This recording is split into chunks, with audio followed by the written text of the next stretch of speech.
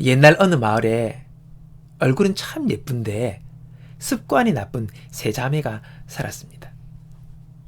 첫째는 게을렀고, 둘째는 물건을 훔치는 버릇이 있고, 셋째는 늘 불평불만을 하는 습관이 있었습니다.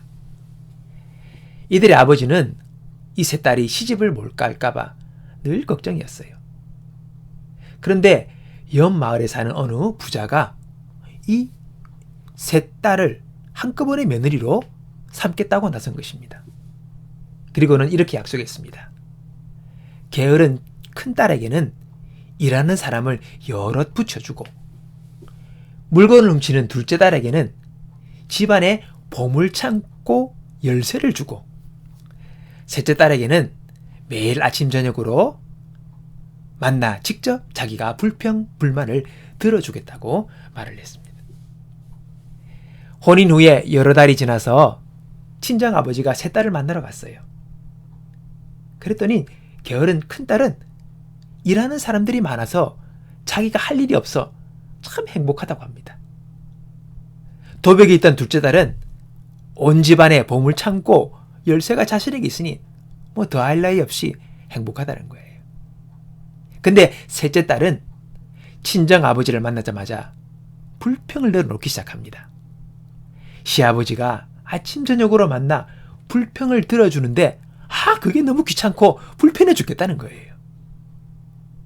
게으름도 고치고 도벽도 고칠 수 있지만은 이 불평하는 습관만큼을 고칠 수가 없었다는 그런 이야기입니다.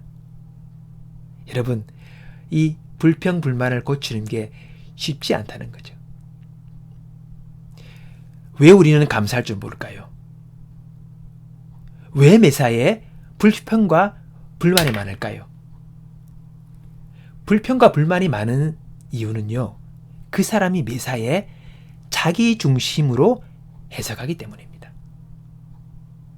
내 생각과 내 뜻대로 되지 않기에 불평하는 거잖아요. 그는 온 우주의 중심이 자기에게 있습니다. 그래서 내 마음에 안 드는 것은 다 불평거리가 되는 거예요. 여러분, 근데 어떻게 세상의 모든 일들이 내 마음대로 될 수가 있겠습니까? 그런 세상은 동화 속에나 존재하는 나라입니다. 우리에게 진정으로 신앙이 생기고 나면 바뀌는 자세가 있습니다. 그것은요, 감사하는 거예요. 그 사람이 진짜 신앙이 있으면 그는 감사하는 사람이 됩니다. 은혜가 있는 사람은요, 늘 감사의 태도가 깔려 있습니다. 왜 그렇게 됩니까? 여러분, 예수님을 믿는다는 것은요, 이제 더 이상 내가 세상의 중심이 아니라 예수께 중심이 되는 거예요. 그분이 중심이에요. 나는 내려앉아야 돼요. 내 인생의 주인도, 온 우주의 주인도 예수님이심을 인정하는 게 여러분 신앙입니다. 베드로가 오순절 성령의 충만함을 입고 첫 번째 설교에서 유대인들을 향하여 설교합니다. 이스라엘 온 집이 정령할지니 너희가 십자가에 못 박은 이 예수를 하나님이 주와 그리스도가 되게 하셨느니라. 여러분, 예수님은요, 우리의 주인이에요. 로드예요, 로드. 그리고 우리의 구원자인 거죠. 그리스도입니다. 그분은 나의 주인이십니다. 이것을 믿는 사람이 여러분 그리스도인이에요. 그 사람이 크리스찬입니다. 그 사람이 믿음이 있는 사람이에요. 여러분, 그걸 아셔야 합니다. 그 고백 속에 우리 신앙이 시작되는 것입니다. 베드로가 뭐라고 고백합니까? 예수님께 주는 그리스도시요 살아계신 하나님의 아들이십니다. 그 고백을 주님 기뻐하지 않습니까? 바요나 시몬아, 내가 복이 있다. 여러분, 그것이 믿음의 출발입니다.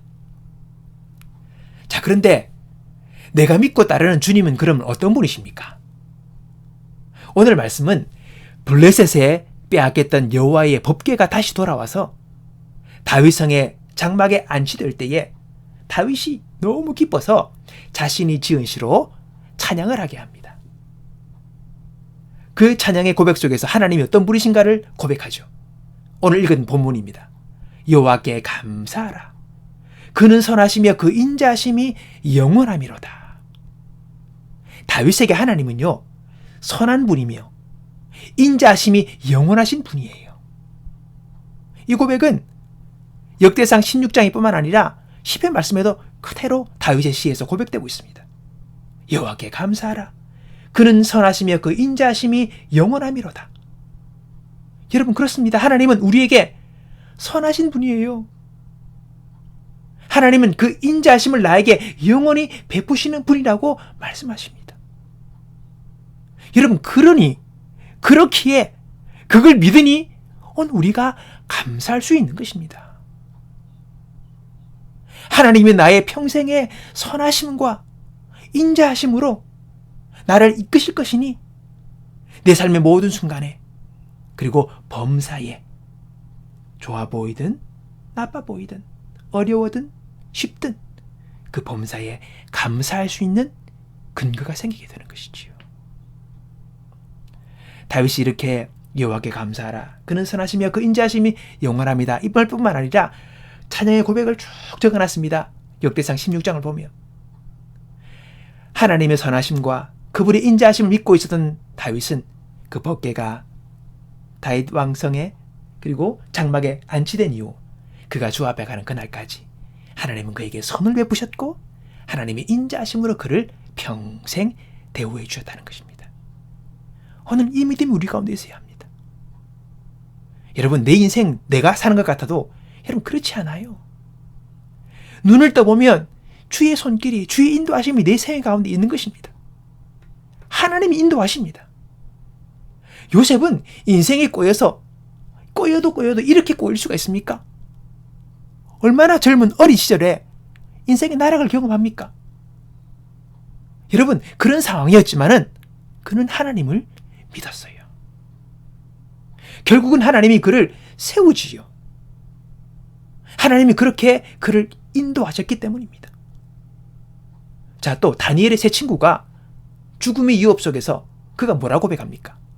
그리 아니하실지라도 왕의 신들을 섬기지도 않고 신성하게 절하지도 않겠습니다.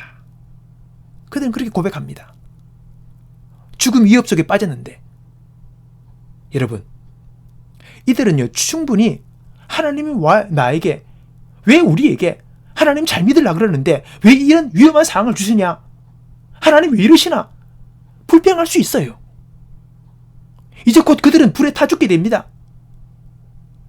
근데 그들은 불평이나 원망으로 하나님께 나가지 않았어요. 그리 아니하실지라도 저는 주님을 믿습니다. 그들은 하나님을 믿기로 선택합니다. 결과 하나님은 그들을 지켜주셨지요.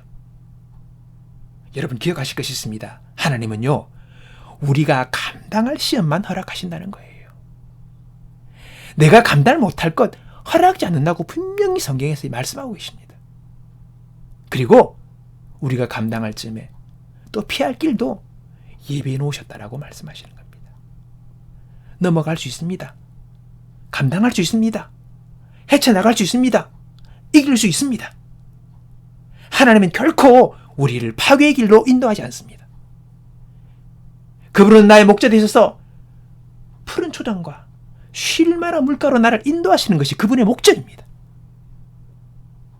과정 가운데 어려움이 있을 수 있습니다. 그러나 그분의 목적은 거기 있음을 기억하십시오. 하나님은 선하신 분이십니다. 예수님을 믿는다는 것은요, 예수님을 온 세상과 그리고 내 인생의 주인으로 믿고 모신다는 거예요. 그분이 주인이에요. 그가 중심이십니다. 그가 왕이십니다. 그분은 선하신 분이며 그분은 나에게 자비로우신 분이십니다. 이걸 믿고 우리는 감사를 드릴 수가 있는 겁니다. 감사는 여러분 기분의 문제가 아니에요. 믿음과 의지의 문제인 것을 여러분 분명히 기억하시기 바랍니다. 감사로 제사를 드리는 자는 하나님을 영화롭게 하는 자라고 시편 50편에서 말씀하고 계십니다. 감사의 신앙으로 하나님을 영화롭게, 그리고 나의 삶 속에서는 하나님의 인도하심과 축복하심, 그에게로부터 내려오는 그분의 선하심과 그분의 자비로우심을 우리의 평생에 사는 날 동안 누리며 그분을 높이는 우리의 삶이 될 수 있기를 주님의 이름으로 축복합니다.